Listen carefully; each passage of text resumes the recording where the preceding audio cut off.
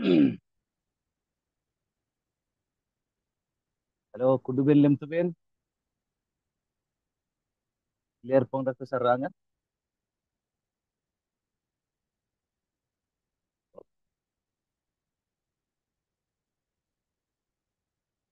Serangan undang tebadu clear.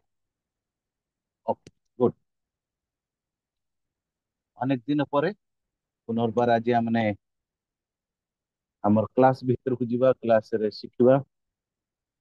ଆଜି ବହୁତ important ବିଷୟ ବା ଟପିକରେ ଆମେ ଅଛୁ, ଯାହାକି ବାଇବଲର ସେଣ୍ଟ୍ରାଲ ଥିମ୍, ସେ ବିଷୟରେ ଆମେ ଆଲୋଚନା କରୁଛୁ। ପ୍ରଭୁଙ୍କ ନାମର ଗୌରବ ହଉ।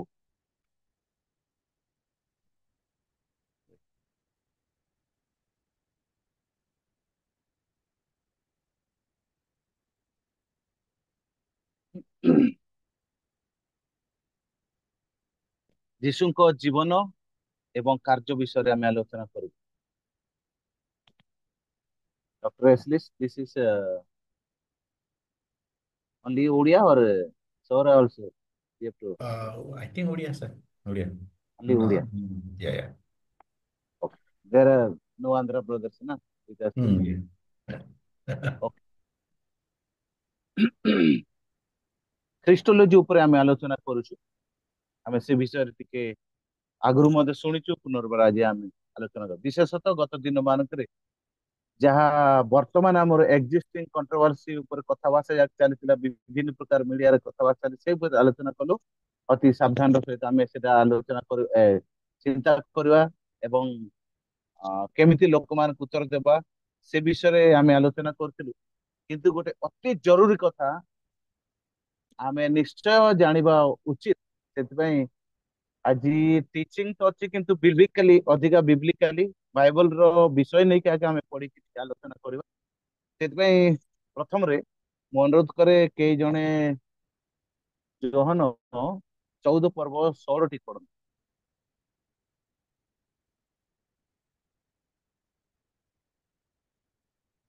14 ର 16 16। sorar ke padiba barnyen wan atong garbirtai do anin bo begada danan raban titubin yanti gamle anin tada eyam ambinam prarapti dakutin ବଡାନନ୍ଦରବନ ଗୋଟେ ସାହାଯ୍ୟକାରୀଙ୍କୁ ଯିଏକି ଚିରକାଳ ଆମ୍ଭମାନଙ୍କ ସହିତ ରହିବ। ଆମମାନଙ୍କ ସହିତ ଚିରକାଳ ରହିବା ପାଇଁ ଜଣେ ସାହାଯ୍ୟକାରୀ ଅଛନ୍ତି, ସେ ଇଜ ଦ ହୋଲି ସ୍ପିରିଟ, ପବିତ୍ର ଆତ୍ମା। ସେଥିପାଇଁ ପ୍ରିୟ ଭାଇ ଭଉଣୀ ମାନେ, ଆମର ଗୋଟେ ସାହାଯ୍ୟକାରୀ ଅଛନ୍ତି ଯିଏକି ଚିରକାଳ ସବୁଦିନ, ଏଇଟା ସବୁବେଳେ ମନେ ରଖିବା, ଏଇଟା ଜାଣିବା ଏବଂ ସବୁ ବିଷୟରେ ଆମେ ପବିତ୍ର ଆତ୍ମାର ସାହାଯ୍ୟ ନେଉଥିବା। କଥା କହିଲା ବେଳକୁ, ବାକ୍ୟ ପଢିଲା ବେଳକୁ, ଶୁଣିଲା ବେଳକୁ, ଲୋକମାନଙ୍କ ସହିତ କଥାବାର୍ତ୍ତା, ବିଶେଷରେ ବାକ୍ୟ ବିଷୟରେ ଆଲୋଚନା କଲା ବେଳକୁ।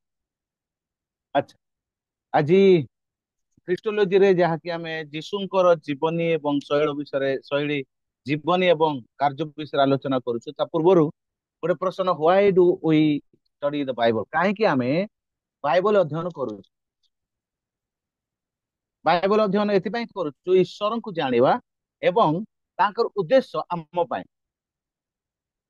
ବାଇବଲ ପଢିବାର, ବାଇବଲ ଶୁଣିବାର, ବାଇବଲ ଶିକ୍ଷା ଶୁଣିବାର ମୁଖ୍ୟ ଉଦ୍ଦେଶ୍ୟ ଈଶ୍ୱରଙ୍କୁ ଜାଣିବା ଏବଂ ଈଶ୍ୱର ଆମ ବିଷୟରେ କଣ କହୁଛନ୍ତି, ଆମକୁ କଣ ଆଶୀର୍ବାଦ କରିବାକୁ ଚାହୁଁଛନ୍ତି, ଆମ ଜୀବନରେ କଣ କରିବାକୁ ଚାହୁଁଛନ୍ତି, ସେ ବିଷୟରେ ଆମେ ଜାଣିବା ଅତି ଜରୁରୀ।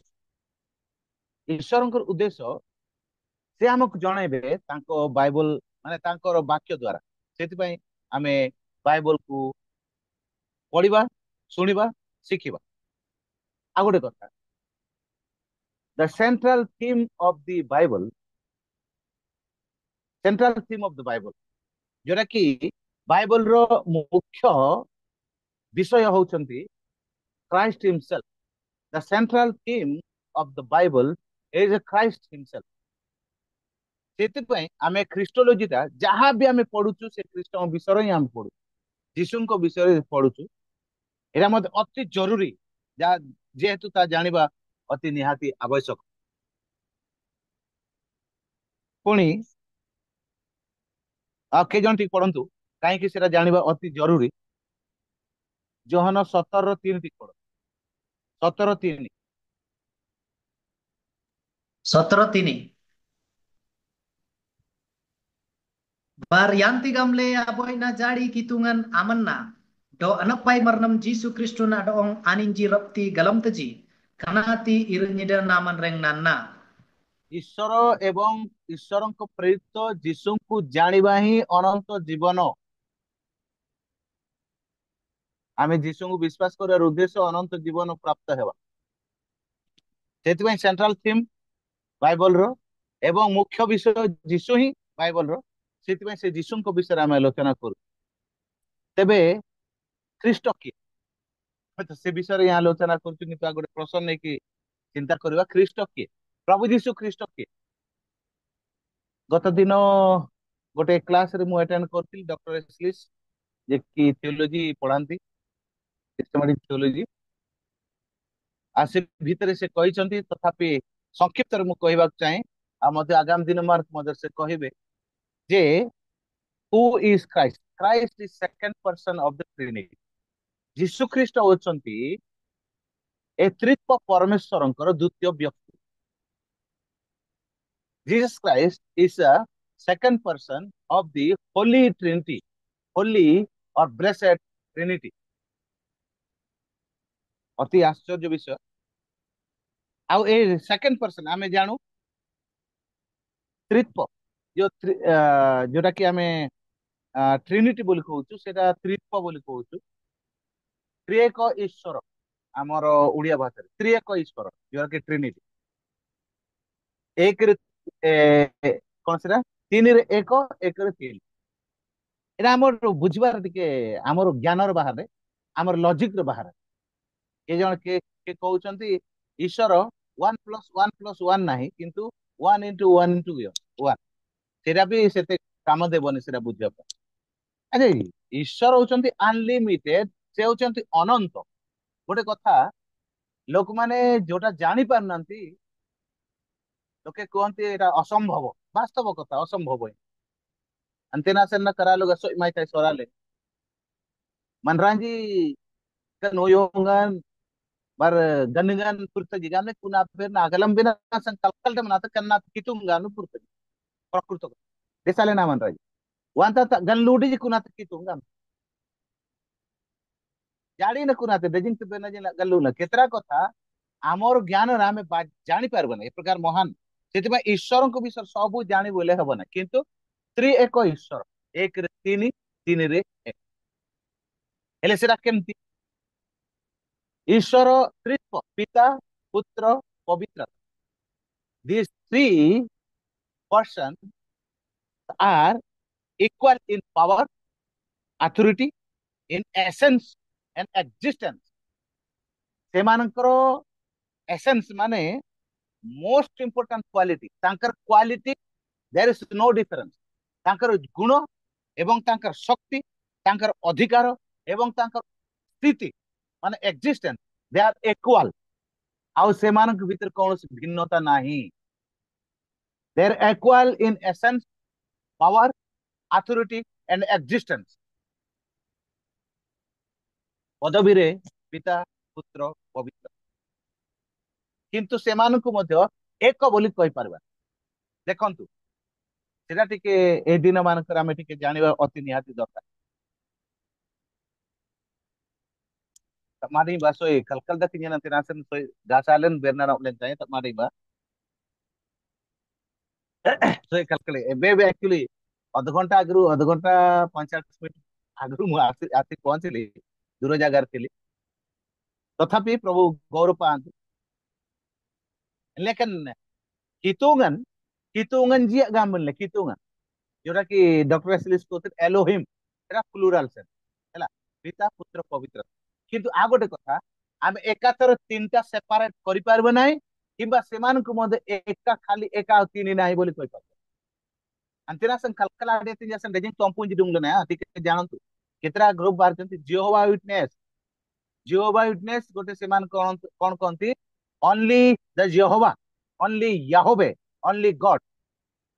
ଯୀଶୁ ଖ୍ରୀଷ୍ଟ ସେ ସୃଷ୍ଟି ହେଇଛନ୍ତି ଏବଂ ପବିତ୍ର ଆତ୍ମା ମଧ୍ୟ ସୃଷ୍ଟି। No no no no, Bible କୁ ଯେତେବେଳେ ଦେଖୁଛୁ, there are equally existing eternally। Father, Son, and Holy Spirit. Holy Trinity, Blessed Trinity.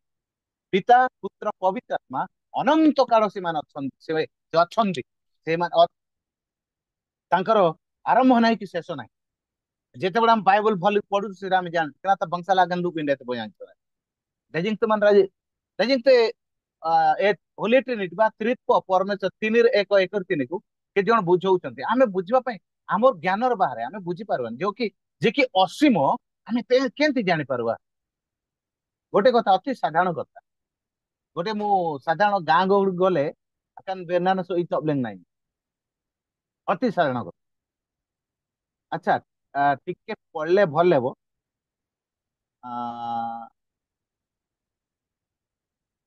ଗୀତ ସଂହିତା 104 1 2 3 ପଢନ୍ତୁ 104 1 2 3 1 2 3 104 e prananyen gamang tungan adong sina e gamang kitung len amam boy boy mudadam aman ganugundo panimingan bakti ganu sajam deti aman garusai kabgi tanaran yumtain aman tamkumap tambu kabgi riangan belle bar aman daan alangka kungsang namji adarnin padikle do terbanji aman agadi kurun mele nyan ramte bar rangin areneng lingan goble aman endumte ଆଚ୍ଛା ସେଇ ପଦଟା ବୋଧେ ମୁଁ ଅଲଗାଟି ଦେଇଛି ଆଚ୍ଛା ଜିସାୟ 40 ର 26 ଟି ପଢ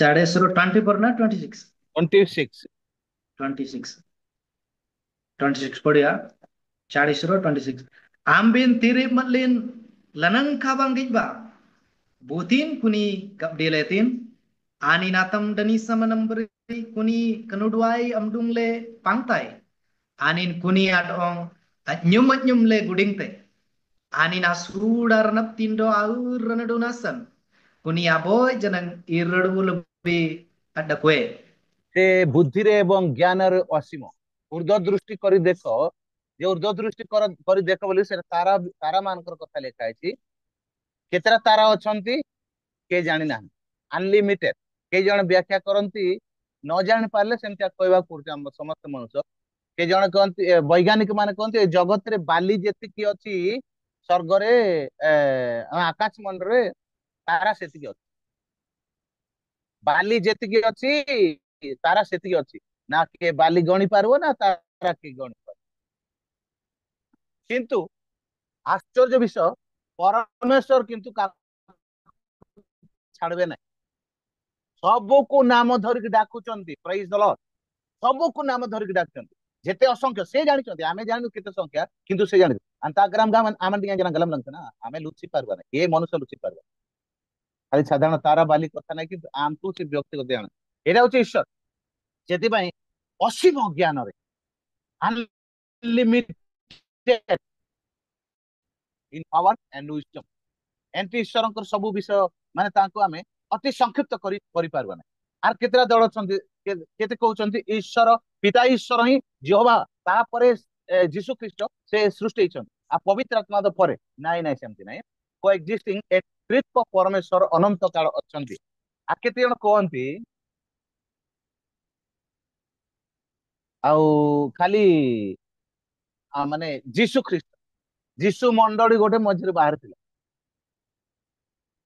जीसु ही मुख्य आ केते जण दल अछंती होली स्पिरिट अरे बाबू किए बड़ किए सान ना समस्त को existing equally their essence is equal in essence power authority and existence सेति भाई आमे प्रभु को धन्यवाद ए प्रकार महान परमेश्वर तांकु दैनिक शिखिबा आवश्यक दैनिक जानिबा आवश्यक वन मोर थिंग सब बेले मन रखिबा प्रिय मंडली आमे जीसु को विषय रे ईश्वर को विषय रे जानिबा पई चेष्टा न करू किंतु we have to know God himself प्रभु को दैनिक जानिबा ବ୍ୟକ୍ତିଗତ ଭାବେ ତାଙ୍କୁ ଜାଣିବା, ଜାଣୁଥିବା ସେ।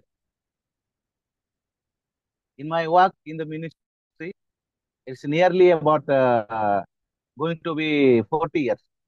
ପ୍ରାୟ 40 ବର୍ଷ ହେବ ପ୍ରଭୁଙ୍କ ସେବାରେ।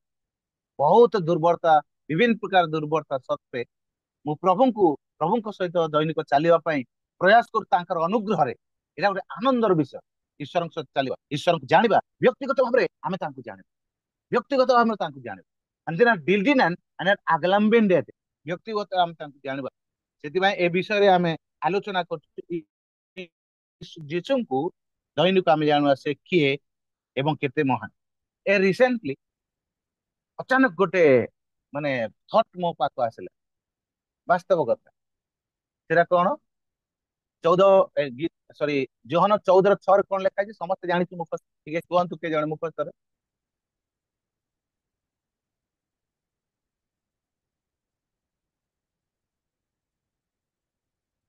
14 ପର୍ବ 6।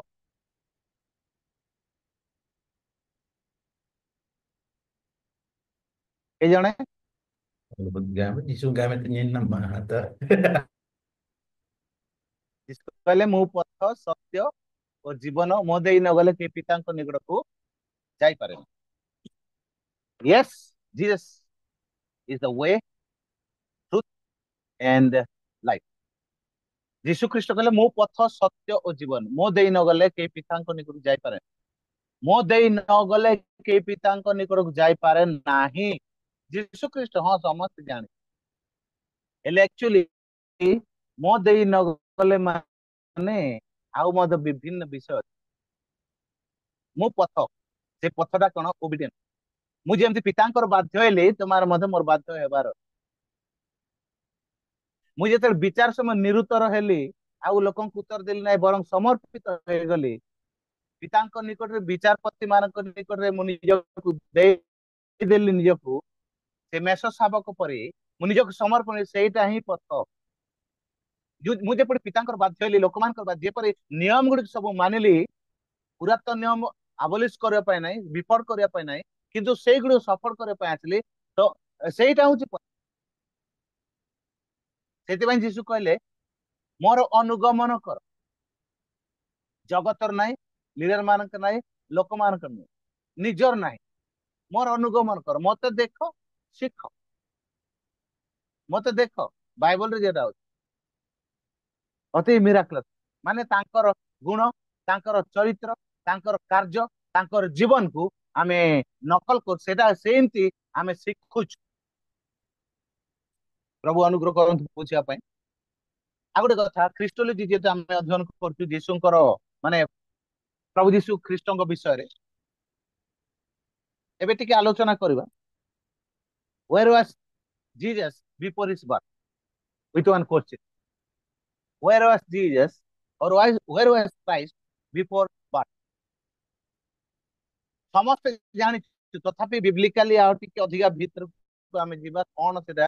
ଯେପରି ଆମର ବିଶ୍ୱାସ ବଢିବ, ବିଶ୍ୱାସ ବଢିବାର ମାଧ୍ୟମଟା, ବିଶ୍ୱାସରେ ମଜବୁତ ହେବାର ମାଧ୍ୟମଟା ଆମେ ପ୍ରଭୁଙ୍କର ବାକ୍ୟକୁ ପଢିବାକୁ ପଡିବ। ରୋମୀ 10:17 ଆମେ ସମସ୍ତେ ଜାଣିଛୁ ସେଟା। ଆମେ ବାଇବଲ ପଢିଲେ ହିଁ ଆମେ ଆମର ବିଶ୍ୱାସ ଅଧିକ ଜାଗୃତି ହେବ, ବିଶ୍ୱାସରେ ମଜବୁତ ହେବା। ମୁଁ ଆଶା କରୁଛି ଆପଣ ମାନେ ବାଇବଲ ପଢିବା ଦ୍ଵାରା, ଶୁଣିବା ଦ୍ଵାରା ବିଶ୍ୱାସ ବଢୁଛନ୍ତି। କାହିଁକି? ମୋର ନିଜର ଅନୁଭୂତି ସେଟା।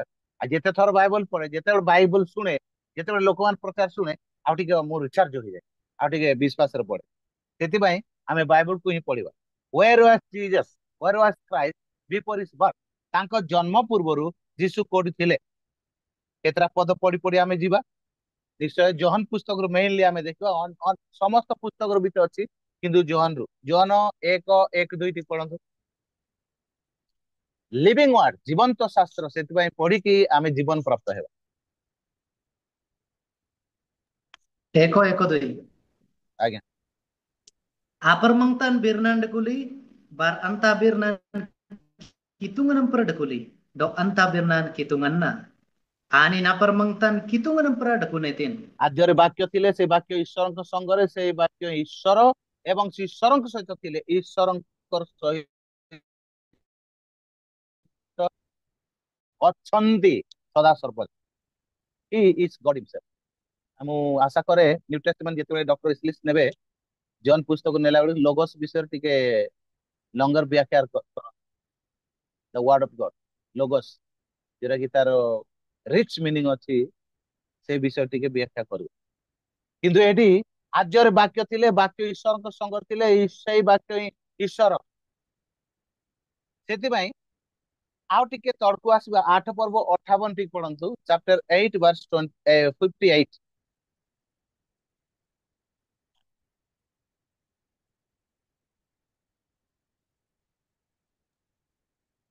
8:58.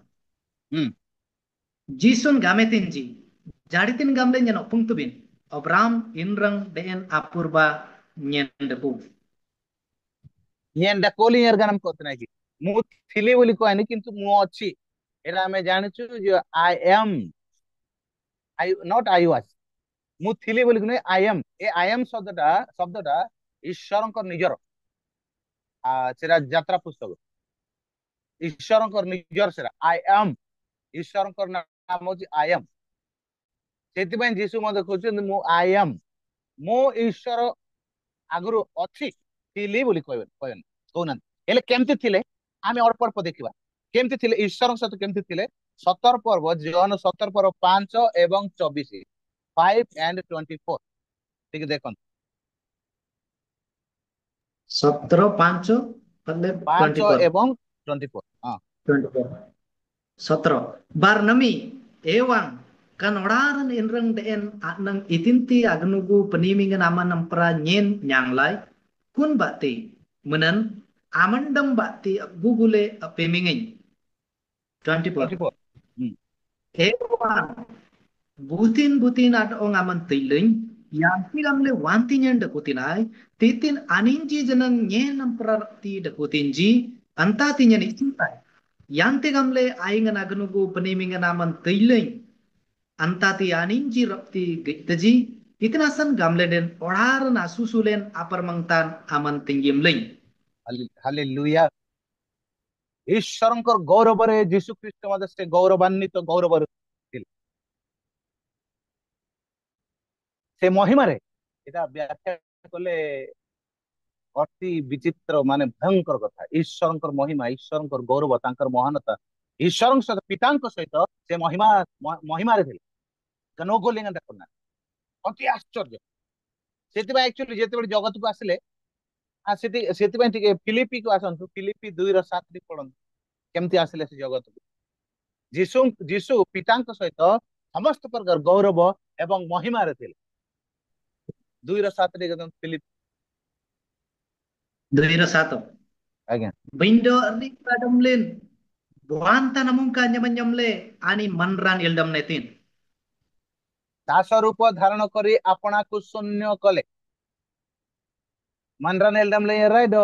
ସେ ଆପଣାକୁ ଶୂନ୍ୟ କଲେ ସେ ମହିମା ଏବଂ ସମସ୍ତ ଅଧିକାର ସମସ୍ତ ପାୱାର ନେଇକି ଆସିଲେ ନାଇଁ କାହିଁକି ପ୍ରଭୁ ଆଗ୍ରହ କହିଛନ୍ତି ଯେ ଆମର ଶ୍ରୀମୁଖ ଦେଖିବ ସେ ବଞ୍ଚି ପାରିବ ନା ଈଶ୍ୱର ଯଦି ନିଜର ପାୱାରରେ ନିଜର ଶକ୍ତିରେ ସେ ନିଜ ଅଧିକାର ଆସିଲେ ଏଇ ଜଗତରେ ତ ରହିବ ନାହିଁ ସେ ଭିଡ଼ିଯିବ ଜଗତ ନଷ୍ଟ ହେଇବ ଅସୁବିଧା ଆବ୍ରିକାଡମରେ ନା ସେ ନିଜକୁ ଆପଣାକୁ ଶୂନ୍ୟ କରି ଆସିଲେ ନଚେତ ଏ ଜଗତ ଉଦ୍ଧାର ପାଇବ ନା ଜଗତ ଲୋକମାନେ ଛିଡାଇ ପାରିବେ ତାଙ୍କ ସାମ୍ନାରେ ସେ ମହିମାରେ ଈଶ୍ୱରଙ୍କର ମହିମା ଥିଲେ କଥା ଈଶ୍ୱରଙ୍କର ମହିମା ଥିଲେ ସେ କଣ କଲେ ସେତେବେଳେ କଣ କରୁଥିଲେ ଈଶ୍ୱରଙ୍କ ସହିତ ଥାଇକି କଣ କରିଛନ୍ତି କେତେଟା ବିଷୟ ଜଷ୍ଟ ପଢିବା ପ୍ରଭୁ କଣ କରିଛନ୍ତି ଜନ୍ମ ପୂର୍ବରୁ ଜୋହନ 1:3 ଆଥର ବେକ୍ ଜଣେ ଜୋହନ 1:3 ଏବଂ ଏଭ୍ରି 2:10 ଆଉ ଜଣେ Jono ekotini. Anin bati kudup janabanji gadilli. Do anin sadan sale aboy janang agan nadilan ajanaban adeat. ଲେନା ବୈନାଙ୍କି ନହେଲେ ଗୋଟାକ ପଢୁଛୁ କିନ୍ତୁ ତାହାଙ୍କ ଦ୍ଵାରା ସମସ୍ତ ସୃଷ୍ଟି ହେଲା ତାହାଙ୍କ ବିନା କିଛି ସୃଷ୍ଟି ହେବ ନାହିଁ ଆପଣ ଏବଂ ମୁଁ ମଧ୍ୟ ସମସ୍ତ ବିଷୟ ଇଭେନ ଆମର wisdom ଆମର ଆମର ଜ୍ଞାନ ବୁଦ୍ଧି ଆମେ ଯାହା ହେଇଛୁ ତାହାଙ୍କ ଦ୍ଵାରା ଏଟା ଯେତେବେଳେ ଭାବିଲେ ଆକ୍ଚୁଆଲି ଖୁସି ହେବା କଥା ପ୍ରିୟ ପ୍ରଭୁଙ୍କର ସନ୍ତାନ ମାନେ ତାହାଙ୍କ ଦ୍ଵାରା ତାହାଙ୍କ ବିନା କିଛି ହେଇନି that means we are of Christ himself. ଆମେ ତାହାଙ୍କ ଦ୍ୱାରା ନିର୍ମିତ, ତାହାଙ୍କ ଦ୍ୱାରା ସୃଷ୍ଟି। ଏଇଟା ଆଶ୍ଚର୍ଯ୍ୟ ବିଷୟ। କାହିଁ ଏଭ୍ରି 2:10 ସେ ବିଷୟ ହିଁ କିନ୍ତୁ ପଢୁଆ ଦେଖି। ପଠନ 2 ର କରିବା 10 କାରଣ ଯାହା ନିମନ୍ତେ ଓ ଯାହାଙ୍କ ଦ୍ୱାରା ସମସ୍ତ ସୃଷ୍ଟ ଅନେକ ସନ୍ତାନଙ୍କୁ ଗୌରବରେ ପ୍ରବେଶ କରାଇବାରେ ସେମାନଙ୍କ ପରିତ୍ରାଣର କର୍ତ୍ତାଙ୍କୁ ଦୁଃଖଭୋଗ ଦ୍ୱାରା ସିଦ୍ଧ କରିବାରେ ତାହାଙ୍କ ଉପଯୁକ୍ତ ଥିଲା। ଯାହାଙ୍କ ନିମନ୍ତେ ଯାହାଙ୍କ ଦ୍ୱାରା ସମସ୍ତ ସୃଷ୍ଟି, ସେଇ ବିଷୟ ହିଁ ରୋମୀ 11:36 ଆମେ ପଢିବା ନାହିଁ ସେଇଟା। ତାହାଙ୍କ ଦ୍ୱାରା, ତାହାଙ୍କ ନିମନ୍ତେ, ତାହାଙ୍କୁ ଦେଶରେ। ହେଲେ ଯୀଶୁଙ୍କର ପାୱାର ଏତେ ଆଶ୍ଚର୍ଯ୍ୟ କେନା ଲେଖାର ଲगे ଆମେ ବିଶ୍ୱାସୀ ମାନେ, ପ୍ରିୟ ପ୍ରଭୁଙ୍କର ସନ୍ତାନ ମାନେ, ଯୀଶୁଙ୍କର ଭାଇ ଭଉଣୀ ମାନେ, ଆଉ ଗୋଟେ ଆଶ୍ଚର୍ଯ୍ୟ ଆମମାନଙ୍କର ପ୍ରଭୁ ସବୁ ବିଷୟ। ସେଥିପାଇଁ ଆମେ ଟିକେ ଦୈନିକ ସେ ପ୍ରଭୁଙ୍କୁ ଜାଣିବାର ଅଛି। ଆମର ଜାଣିବାଟା ବହୁତ ଲିମିଟେଡ ପ୍ରିୟ ମଣ୍ଡଳୀ, ପ୍ରିୟ ଈଶ୍ୱରଙ୍କ ଲୋକମାନେ। ଯୀଶୁଙ୍କୁ ଜାଣିବାଟା ଆମର ବହୁତ ଲିମିଟେଡ ହେଇଛୁ, ଦୈନିକ ତାଙ୍କୁ ଜାଣୁନୁ। ସେଥିପାଇଁ ସାନ ସାନ ବିଷୟରେ ଆମେ ବ୍ୟତିବ୍ୟସ୍ତ ହଉଛୁ। That is true. I am sorry to say but that is true. ମତେ ଦୁଃଖ ଲାଗେ ସେଟା, କିନ୍ତୁ ସେଟା ବାସ୍ତବ କଥା। ଆମେ ଯୀଶୁଙ୍କୁ ଦୈନିକ ନ ଜାଣିବାରୁ, ଆମର ଯୀଶୁଙ୍କର ପାୱାର ନ ଜାଣିକି ଆମେ ସାନ ସାନ ବିଷୟରେ ଅନ୍ତସନ୍ତ ହେଉଛୁ। therefore you have to know daily God। ଆପଣ ଦୈନିକ ଯୀଶୁଙ୍କୁ ବ୍ୟକ୍ତିଗତ ଭାବରେ ତାଙ୍କ ପାଖକୁ ଆସିବାର ଅଛି, ତାଙ୍କୁ ଜାଣିବାର ଅଛି, ତାଙ୍କର ନେଚର, ତାଙ୍କର ଗୁଣ, ତାଙ୍କର ସବୁ କିଛି। ପ୍ରଭୁ ଅନୁଗ୍ରହ କରନ୍ତୁ ବୁଝିବା ପାଇଁ। ଖ୍ରୀଷ୍ଟଙ୍କ ଦ୍ୱାରା, ଖ୍ରୀଷ୍ଟଙ୍କ ପାଇଁ, ଖ୍ରୀଷ୍ଟଙ୍କ ଉଦ୍ଦେଶ୍ୟରେ ସେ ନିଜେ ସବୁ କିଛି ଆମେ ଭୟ କରିବା କଥା, ଯେହେତୁ ଈଶ୍ୱର ସବୁ ଅତି ଆଶ୍ଚର୍ଯ୍ୟ ପରମେଶ୍ୱର। କଲସି 1:17 16-17 ପଢିଦେବୁ। କଲସି 1:16-17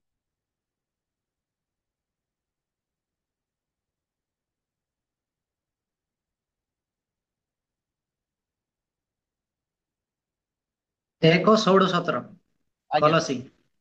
Itinasan gamlenden anin bakti sabunyan ganap dilan deli menan.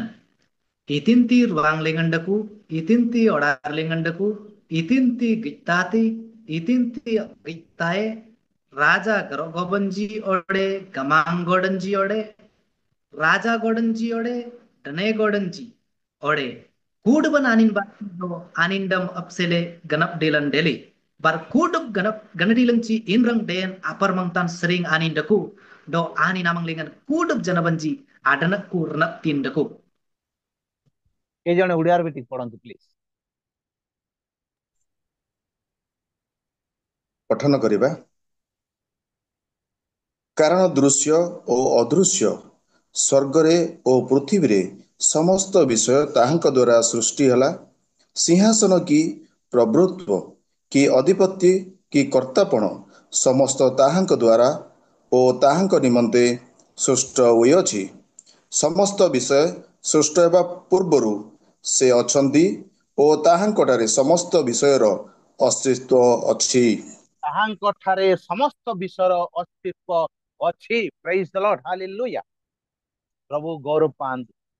ସମସ୍ତ ପାୱାର, ସମସ୍ତ ଅଧିକାର ତାହାଙ୍କର ଆଗରୁ ପର୍ଯ୍ୟନ୍ତ ଅଛି। ସେ ହେଉଛନ୍ତି ଖ୍ରୀଷ୍ଟ। ତା ପୂର୍ବରେ କେମିତି ଈଶ୍ୱରଙ୍କ ସହିତ ସବୁ ଅଧିକାରରେ ସେ ଅଛନ୍ତି। ଯେତେବେଳେ ଜଗତକୁ ଆସିଲେ ଅଳ୍ପ ଦିନ ପାଇଁ, ସେ ତାଙ୍କର ପାୱାର, ତାଙ୍କର ମହିମା, ତାଙ୍କର ଗୌରବ ସେ ଛାଡିକି ଆସିଲେ। ସେ ସେମିତି ମାନେ ସେ ସମସ୍ତ ପାୱାର ନେଇକି ଆସିଲେ, ଯୋଉ କାମ କରିବାର ଅଛି ସେଟା କରିପାରିବେ, ହେବନି। ଯେହେତୁ ଲେଖା ହେଇଛି ଗୀତ ସଂହିତାରେ ବି ଅନ୍ୟ କେତେଟା ଜାଗାରେ ଲେଖା ହଉଛି, ତାଙ୍କ ସମ୍ମୁଖରେ ଏ ପୃଥିବୀ ମଧ୍ୟ ପଳାୟନ କରୁଛି, କିଏ ଛିଡା ହେଇପାରିବେ। ପୃଥିବୀ ଏବଂ ସମସ୍ତ ସୃଷ୍ଟି ପଳାୟନ କରି ଡରିଯିବେ, ଏତେ ଭୟଙ୍କର ତାଙ୍କର ପ୍ରକୃତ। କିନ୍ତୁ ସେ ଯେତେବେଳେ ଆସିଲେ ନିଜକୁ ନମ୍ର କଲେ ଆଉ ନିଜକୁ ଶୂନ୍ୟ କଲେ, ତାଙ୍କର ପାୱାର ରଖିଦେଇକି ଆସିଲେ। କିନ୍ତୁ ତା ପୂର୍ବରୁ ସମସ୍ତ ପାୱାର ଈଶ୍ୱରଙ୍କର, ପିତାଙ୍କର ଯୋଉ ପାୱାର ସମସ୍ତ ସେଟା ନେଇକି ଆସିଛନ୍ତି। ପୁଣି ସମସ୍ତ ବିଷୟ ଅଧିକାରୀ, ସବୁ ବିଷୟର ଅଧିକାରୀ। ଏଭ୍ରି 1:2 ଆମେ ପଢିବାନି। ଆଉ ଗୋଟେ ଅନୁରୋଧ କରୁଛି ସମୟ ସାପେକ୍ଷରୁ ଆପଣ ପରେ ପଢନ୍ତୁ ଦୟାକରି। ଆଜି ରାତିରେ ସେଟା ଆପଣଙ୍କ ମାନ ପାଇଁ ଗୋଟେ ଆସାଇନମେଣ୍ଟ ରହିବ। ରୋମି ସରି ହିତୋପଦେଶ 8 ର 23 ରୁ 30 ପଦ ପର୍ଯ୍ୟନ୍ତ ଯୀଶୁ ଖ୍ରୀଷ୍ଟ କଣ କଣ କରୁଛନ୍ତି, ଯୋଉଟା ଆମେ ପଢିଲୁ ସବୁ ବିଷୟ ସୃଷ୍ଟି କରିଛନ୍ତି, ସେ ବିଷୟ ଆପଣ ଟିକେ ପରେ ଯାଇକି ପଢିବେ। ହିତୋପଦେଶ 8 ର 22 ରୁ 30। ଏବେ ଆମେ ପଢିବା ନାହିଁ, ସେଟା ଆପଣ ଟିକେ ଦୟାକରି ପରେ ପଢିବେ।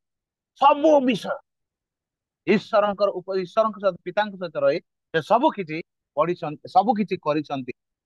ଆଉ ଗୋଟେ କଥା, ପୁରାତନ ନିୟମ ଯୀଶୁଙ୍କ ବିଷୟରେ ଯୋଉ ଭାବବାଣୀ ହେଇଥିଲା ହଉଛି ଆରମ୍ଭ ଆଦି ପୁସ୍ତକ 3 ର 15 ଏବଂ ସରୁଛି ମଲାଖି ଶେଷ ପର୍ବ, ଶେଷ ପୁସ୍ତକର ଶେଷ ପର୍ବ, ଶେଷ ପଦ ଆଡକୁ 4 ପର୍ବର 5-6 ହେଲା। ତାଙ୍କର ସବୁ ପୁସ୍ତକରେ, ସବୁ ବହିରେ, ସବୁ ଲୋକମାନଙ୍କର କିଛି ନା କିଛି ଯୀଶୁଙ୍କୁ ଦର୍ଶଉଛି, ଯୀଶୁଙ୍କ ବିଷୟ ସୂଚନା ଦେଉଛି। ଏ କଥା ଆମେ ଜାଣିଛୁ। ପୁରାତନ ନିୟମ ହଉଛି ଛାୟା, ଯୀଶୁଙ୍କର ଛାୟା, ଏବଂ ନୂତନ ନିୟମ ଅଛି ଛାୟା। ଗୋଟେ ଶବ୍ଦ ସେଟା ଓଡିଆର। ପୁରାତନ, ପୁରା ସମ୍ପୂର୍ଣ୍ଣ ଆଦି ପୁସ୍ତକରୁ ମଲାଖି ପୁସ୍ତକ ପର୍ଯ୍ୟନ୍ତ ପୁରାତନ ନିୟମ ହଉଛି ଯୀଶୁଙ୍କ ଜନ୍ମ, ଯୀଶୁଙ୍କ ଜୀବନ, ଯୀଶୁଙ୍କ କାର୍ଯ୍ୟ, ଯୀଶୁଙ୍କ ବିଚାର, ଯୀଶୁଙ୍କ ମୃତ୍ୟୁ, ଯୀଶୁଙ୍କ ପୁନରୁତ୍ଥାନ, ଯୀଶୁଙ୍କର ଆଗମନ ପରେ ବିଚାର, ସେ ସବୁ ବର୍ଣ୍ଣନା କରାଯାଇଛି। ଆଦି ପୁସ୍ତକ ଠାରୁ ମଲାଖି ପୁସ୍ତକ ପର୍ଯ୍ୟନ୍ତ ଯୀଶୁଙ୍କର ଡିଟେଲ ସେଟା ବର୍ଣ୍ଣନା କରାଯାଇଛି। ସେଟା ହଉଛି ସେଟା ସେଟା ହଉଛି ଛାୟା। କେହି ଜଣେ କହନ୍ତି ସେଟା ହଉଛି ନେଗେଟିଭ। ଆଉ ନୂତନ ନିୟମ ହଉଛି ସେଟା କାୟା, ଅର୍ଥାତ ଯାହା ନେଗେଟିଭ ଯାହା ଦର୍ଶା ଯାଇଥିଲା ଉଦାହରଣ ସ୍ୱରୂପ ଏ ନୂତନ ନିୟମରେ ସେଟା ପ୍ରକାଶମାନ କରାଗଲା। ତାର ମାନେ ଯୀଶୁଙ୍କର ଆଗମନଟା ଅଚାନକ ନାହିଁ, ହଠାତ୍ ନାହିଁ। କାହିଁକି ଆମେ ଏଟା କହୁଛୁ? ଆମର ବିଶ୍ୱାସ ମଜବୁତ କରିବା ପାଇଁ। ଯେତେବେଳେ ଅନ୍ୟ ଧର୍ମ ଲୋକମାନଙ୍କ ସହିତ, ଅନ୍ୟ ଯିଏକି ଡାଉଟ ଅଛି, ସନ୍ଦେହ ଅଛି, ବିଶ୍ୱାସ କରୁନି, ସେମାନଙ୍କ ସହିତ କଥାବାର୍ତ୍ତା କଲେ ଆମେ ପ୍ରାଉଡଲି ନାହିଁ, ଗର୍ବର ସହିତ ନାହିଁ, ଅହଙ୍କାର ସହିତ ନାହିଁ, କିନ୍ତୁ ପ୍ରେମର ସହିତ ଯୀଶୁଙ୍କର ବିଷୟ ଯାହା ଲେଖା ହେଇଛି ପ୍ରାୟ 38 ଖଣ୍ଡ ପୁସ୍ତକରେ ଶହ ଶହଟା ଜୀବନ ନେଇକି, ଘଟଣା ନେଇକି ଯୀଶୁଙ୍କ ବିଷୟରେ ଆକ୍ଚୁଆଲି ସେ କେମିତି ହେବେ, କେମିତି ଜନ୍ମ ହେବେ, କୋଉଠି, ସବୁ ଡିଟେଲ ସେଟା ଲେଖା ହେଇଛି। ଅଚାନକ ସେ ଆସିନାହାନ୍ତି, ଧୀରେ ଧୀରେ ବୃଦ୍ଧି ହେଇକି ଯୀଶୁ ଖ୍ରୀଷ୍ଟ ହେଇନାହାନ୍ତି। ନାଇଁ ନାଇଁ, ତାଙ୍କ ବିଷୟରେ ଟୋଟାଲି ସେ ଆଉ କହିବାକୁ ଗଲେ ସେ କୋଟି ଜନ୍ମ ହେବେ, କାହା ଦ୍ୱାରା କଣ କୋଟି ହେବେ, କୋଉ ଜାଗାରେ କଣ ଖାନା ପିନା କଣ କରିବେ, ସେଇ ସବୁ ମଧ୍ୟ ଡିଟେଲ ଲେଖା ହେଇଛି ପୁରାତନ। ସେଥିପାଇଁ ପ୍ରଭୁ ଆଗରୁ ସେଟା ସବୁ ରେକର୍ଡ କରୁଛନ୍ତି, କେମିତି ଆସିବେ ସବୁ ପ୍ଲାନ କରିକି ଆସିଛନ୍ତି। ରାଇଟ। ଆଉ କେତେଟା ପଦଟି ମନୁଷ୍ୟ ରୂପରେ ସେ ଆସିଲେ, ତା ପୂର୍ବରୁ କଣ ଥିଲେ? ଈଶ୍ୱର। ଯେତେବେଳେ ଦିନେ ଦ ଇମେଜ ଅଫ ଗଡ୍, ଈଶ୍ୱରଙ୍କ ପ୍ରତିମୂର୍ତ୍ତି ବିଷୟରେ ମୁଁ ଆଲୋଚନା କରୁଥିଲି ଗୋଟେ ଜାଗାରେ, ଆଉ କେତେ ଜଣ କହିଲେ ଈଶ୍ୱରଙ୍କର ମୂର୍ତ୍ତି କେମିତି ଥିବ, ମାନେ ତାଙ୍କର ପ୍ରତିମୂର୍ତ୍ତି, ତାଙ୍କର ଛବି, ତାଙ୍କର ରୂପରେ ମନୁଷ୍ୟ ପରିକା? ସେମିତି ନାଇଁ ରେ ବାବୁ। କେତେ ଲୋକ କହୁଛନ୍ତି ଆମେ ଯେମିତି ଈଶ୍ୱର ସେମିତି। ଯଦି ଆକ୍ଷରିକ ରୂପ ନେବା, ମନୁଷ୍ୟ ରୂପ ବୋଇଲେ ସେ ଆମେରିକା ଲୋକ ପରେ ହେଇଥିବ ନା, ଭାରତ ଲୋକ ପରେ ହେଇଥିବ ନା, ଆଫ୍ରିକା ଲୋକ ପରେ ହେଇଥିବ? ଖାଲକାଲ ବେର ନାଜି ନାଇଁ, ଶାରୀରିକ ଗଠନ। ସେଥିପାଇଁ ସେ ସେଥିପାଇଁ ତ ମନୁଷ୍ୟ ରୂପ ନେଇକି ଆସିଲେ। ସେ କେତେଟା ପଦ ଲେଖନ୍ତୁ, ଆପଣ ପରେ ପଢିବେ, ଗୋଟେ ଦୁଇଟା ପଢିବେ। ଈଶ୍ୱର ମନୁଷ୍ୟ ନୁହନ୍ତି। ଯୀଶୁ ଯେତେବେଳେ ଥିଲେ ପିତାଙ୍କ ସହିତ ଆଗରୁ ଅଛନ୍ତି, ସେ ଈଶ୍ୱର ରୂପରେ ଅଛନ୍ତି, ଆଉ ସେ ମନୁଷ୍ୟ ନୁହନ୍ତି। ପରେ ସେ ମନୁଷ୍ୟ ରୂପ ନେଇକି ଆସିଲେ। ଗଣନା 23-19, ଗଣନା 23-19, ପ୍ରଥମ ସାମୁଏଲ 15-29, ପ୍ରଥମ ସାମୁଏଲ 15-29, ଆୟୁବ 9-32, ହୋସେୟ 11-9।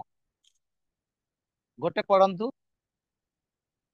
ଗଣନା ପୁସ୍ତକଟା, ଗଣନା 29-19, ପ୍ରଥମ ସାମୁଏଲ 15-29, ଆୟୁବ 9:32, ହୋଶେୟ 11:9।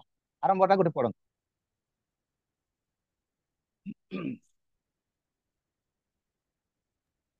ଗଣନା ତ ପଡିବା ହୁଁ, 23-19। ଆଜ୍ଞା। ଗଣନା ପୁସ୍ତକ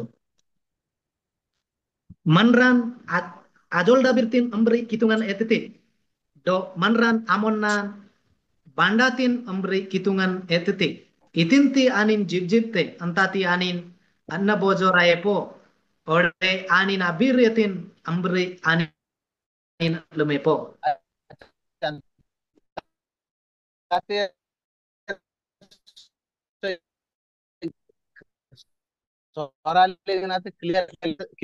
ପଠନ କରିବା।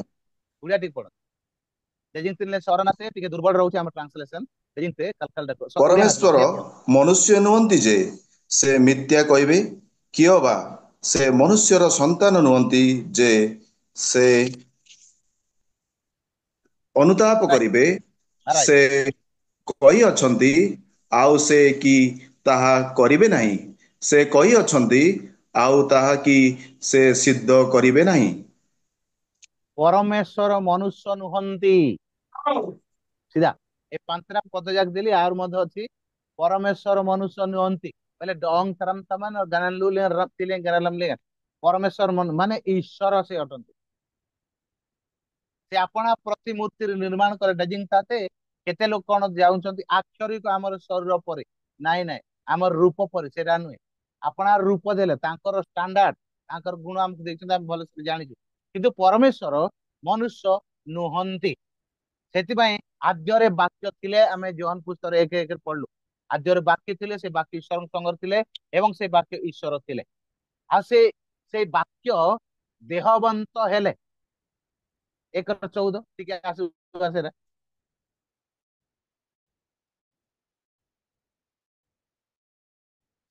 करण्यात येते का तुम्हाला जोहर 14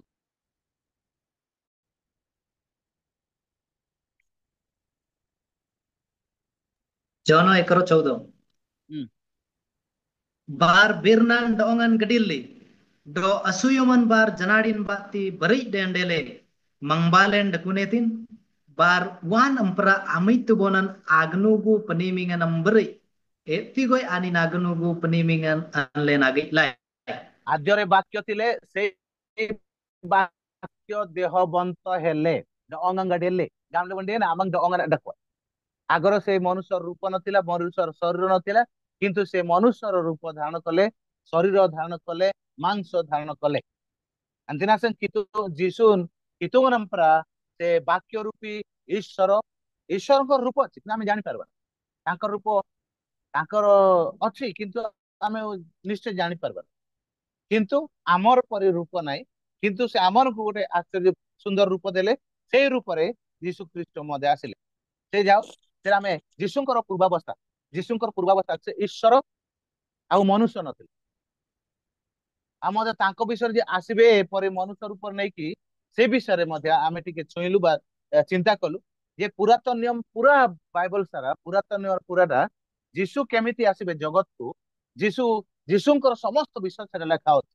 ସେଥିପାଇଁ ପାଉଲ କହନ୍ତି ପ୍ରଥମ କରନ୍ତି 15:1-2-3 ଆମେ ପଢିବା ନାହିଁ ଶାସ୍ତ୍ର ଅନୁସାରେ ସବୁ ବିଷୟ ତାଙ୍କର ଜନ୍ମ ମୃତ୍ୟୁ ପୁନରୁତ୍ଥାନ ସବୁ ତାଙ୍କର ରୂପ ପୁରାତନ ନିୟମର ଅନେକଙ୍କର ମାନେ ଯୀଶୁଙ୍କର ଛାୟା ଗୁଡିକ ପୁରାତନ ନିୟମ ଯେମିତିକି ତୃତୀୟ ଦିନରେ ଉଠିବେ ସେଇଟା ମଧ୍ୟ ଅଛି ହୋଶେୟ ପୁସ୍ତକରେ ଅଛି ଏବଂ ସେଇଟା ତ ଯୀଶୁ ନିଜେ କହିଲେ ଚିହ୍ନ ଦିଆଯିବ ହଁ କାହାର ଜୁନସର ଜୁନସ ଯେମିତି 3 ଦିନ ମତ୍ସ୍ୟ ଉଦରରେ ଥିଲେ ମନୁଷ୍ୟ ପୁତ୍ର ମଧ୍ୟ ସେମିତି ଭୂପୃଷ୍ଠରେ ଥିବେ ସେଥିପାଇଁ ଏକ୍ଜାକ୍ଟ ଯୀଶୁ କେମିତି ଏ ଜଗତ ରହିବେ କେମିତି କାର୍ଯ୍ୟ କରିବେ କେମିତି ପୁନରୁତ୍ଥାନ ହେବେ ସେଇ ସବୁ ବିଷୟରେ ଲେଖା ଅଛି ସେ ଆଗରୁ ସେଇଟା ହେଇଛି ତାପରେ ଏ ଜଗତରେ ଆଉ ଟିକେ ଛୁଇଁକି ପରବର୍ତ୍ତୀ ବିଷୟକୁ ଯିବା ପୂର୍ବରୁ ଆମେ ଆଲୋଚନା କରିବୁ ନେକ୍ସଟ କ୍ଲାସକୁ ଆସିବା ପୂର୍ବରୁ ଟିକେ ଛୁଇଁ ପୁରାତନ ପୂର୍ବରୁ ମାନେ ଯୀଶୁଙ୍କର ଜନ୍ମ ହେବା ପୂର୍ବରୁ